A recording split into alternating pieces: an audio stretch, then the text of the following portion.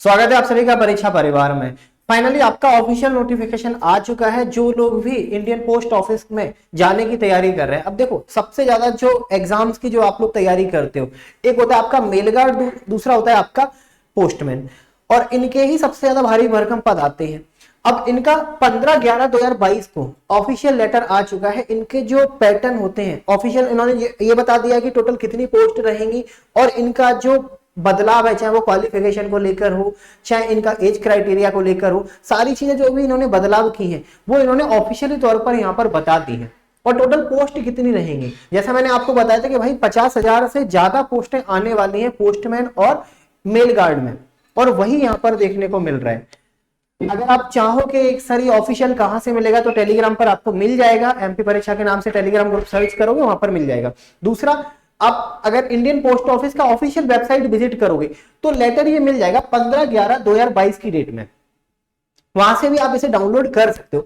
अब हम लोग के मेन मुद्दे की जो बात है, जो इसका subject revision of department of post, postman और मेल गार्ड रिक्रूटमेंट रूल्स 2022, मतलब जो 2022 के जो रूल हैं दो पोस्ट को लेकर, एक आपका पोस्टमैन दूसरा आपका मेल गार्ड, इनके नियमों में थोड़ा सा बदलाव किया गया है। और बदलाव क्या किया गया है इनकी टोटल वैकेंसीज के साथ, वो एक बार हम लोग यहाँ पर देखेंगे। ये आपका पूरा आप पढ़ सकते हो, यहाँ पर आपके कोई काम का नहीं है। हालांकि इसमें ये लिखा है कि ड्राफ्ट बनाकर हम लोगों ने आगे फॉरवर्ड कर दिया है, ठीक है। ये ड्राफ्ट इन्होंने भेज दिया है, मतलब ड्राफ्ट जैसे ही आपका पहुंच जाता है ना, तो आपकी जो भर्ती की प्रक्रिया है वो थोड़ा सा फास्ट हो जाती है, क्योंकि आयोग को ये पता चल जाता है कि टोटल वैकेंसीज कितनी है, कि कितने पदों पर हम लोग को नोटिफिकेशन निकालना है। अब यहाँ पर आपके जो मेन काम मुद्दे की बात है, ठीक है, वो आप आ जाना यहाँ पर नीचे, ठीक है। ये रहा सबसे पहले आपका पोस्टमैन, ठीक है। सबसे पहले आपका जो है पोस्टमैन, देखो पोस्टमैन की जो वैकेंसी है ना, अब यहां पर अगर देखोगे ना 59,099 पोस्ट है टोटल। मैंने आपको बोला भी था 50,000 से ज्यादा वैकेंसी आएंगी फिर से। अब यहां पर समझ लेना इन्होंने कैसे इन्हें डिस्क्राइब किया है। एज की अगर बात करोगे पोस्टमैन के लिए 50,059, मतलब 50,000 जो वैकेंसीज हैं यहां पर, जो आपकी 60,000 जो वैकेंसी है वहां पर एज क्वालिफिकेशन 18 से लेकर आपकी 27 रखी गई है। यहां पर 18 से लेकर आपकी 27 साल रखी गई है। हालांकि ओबीसी एससी एसटी थोड़ा सा रिलैक्सेशन इनको दिया जाएगा, जो भी दिया जाता है, ओबीसी का 5, ओबीसी का 3, एससी का 5, इस तरीके से। एजुकेशन देख लेना, इन्होंने पहले अलग था, अब थोड़ा सा इन्होंने बदलाव किया है। 12th standard with pass from a recognised board, मतलब आप 12वीं पास होने चाहिए पोस्टमैन के लिए। अब से आप 12वीं पास होने चाहिए, ठीक है। दूसरा, ये हटा दो, ये आपके काम का नहीं है, ठीक है। हाँ, दूसरा पोस्टमैन के अंदर अगर दूसरा एक पोस्ट आएगा ग्रामीण डाक सेवक का, जीडीएस इसे आप बोलते हो। 10th standard pass from a recognised board from a person who are working as a ग्रामीण डाक सेवक, मतलब अगर आप पहले से ग्रामीण डाक सेवक पर चयनित हो तो आप 10वीं पास हो गए तो आप चल जाएगा, लेकिन ओपन सबके लिए जो है वो है 12th पास। दूसरा पॉइंट पढ़ना, knowledge of working on computer, computer का आपको ज्ञान होना चाहिए, ठीक है। अदर क्वालिफिकेशन जैसा ग्रामीण डाक सेवक के साथ होता है कि भाई जिस क्षेत्र में आप जॉब करना चाहते हो वहां की लोकल लैंग्वेज आपको पता होनी चाहिए, वो भी यहाँ पर आपको देखे रखा है, वो भी यहाँ पर आपको देखे रखा है। तो ये थोड़े से नियमों में बदलाव किए गए हैं। आपके जो काम की चीज है वो ये है, 59,000 वैकेंसी 2022 की, ठीक है। Subject to variation department on workload, मतलब हो सकता है वैकेंसी बढ़ा भी दी जाए या घटा भी दी जाए, लेकिन अभी की जो सिनेरियो, अभी का जो सिनेरियो है उसमें वैकेंसी बढ़ाए जाने की ज्यादा संभावना है। मतलब ये वैकेंसी आपको 60,000 से भी ज्यादा देखने को मिल सकती है। ये एजुकेशन क्वालिफिकेशन हो गया आपका, ये प्रोविजन पीरियड हो गया आपका, ये आपकी कोई काम का नहीं, वो जॉब लगेगी तब आपको दिख जाएगा, ठीक है। तो ये आपका, अब चलेंगे हम लोग नीचे। अब आपका जो दूसरा डिपार्टमेंट है मेल गार्ड, जिसका आप लोगों को इंतजार है।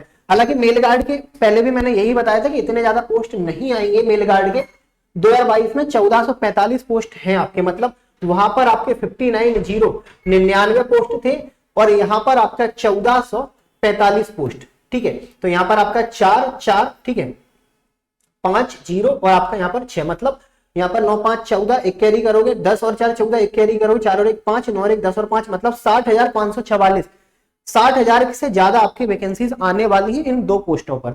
इनका थोड़ा सा देख लेना, ठीक है, इनका थोड़ा सा देखना। हाँ, इनकी सैलरी भी फिक्स कर दी है, जैसे पिछले वाले पोस्ट में भी सैलरी लेवल 3 की आपके ये पोस्ट है मेल गार्ड की।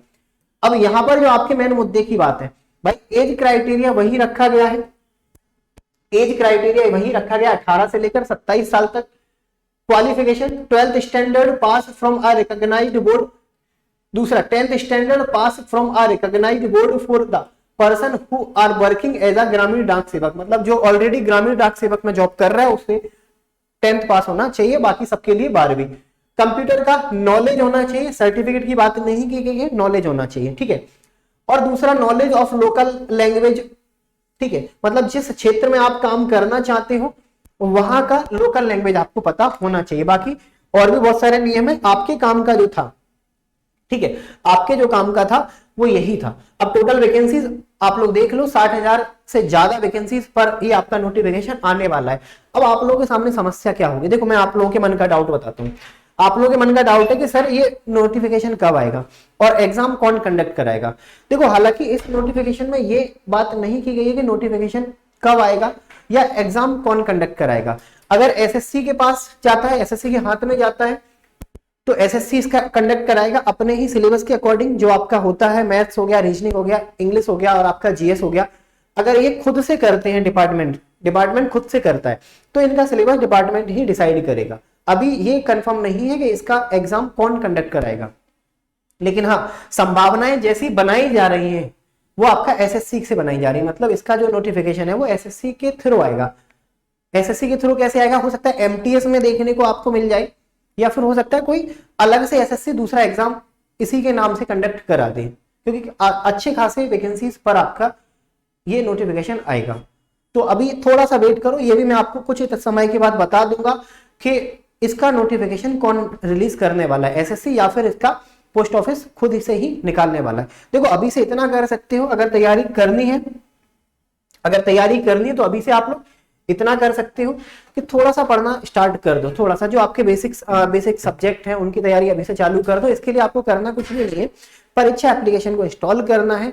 यहाँ पर परीक्षा प्रो की आपको मेंबरशिप लेकर रखनी, क्योंकि एक बार अगर आप मेंबरशिप लेते हो तो 1 साल तक जो भी वैकेंसीज आएंगी उनके आप लोग मॉक टेस्ट बिल्कुल फ्री ऑफ कॉस्ट लगा सकते हो, केवल एक बार की मेंबरशिप में।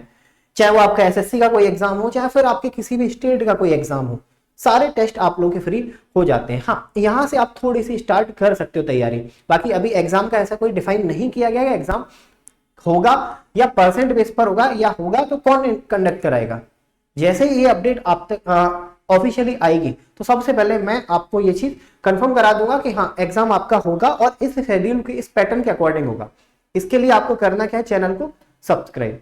चलो इस वीडियो को मैं यहीं पे रोकता हूँ, वीडियो को लाइक करना है, चैनल को सब्सक्राइब, और इस पोस्ट से रिलेटेड जो भी आपका डाउट है आप नीचे कमेंट बॉक्स में लिख सकते हो।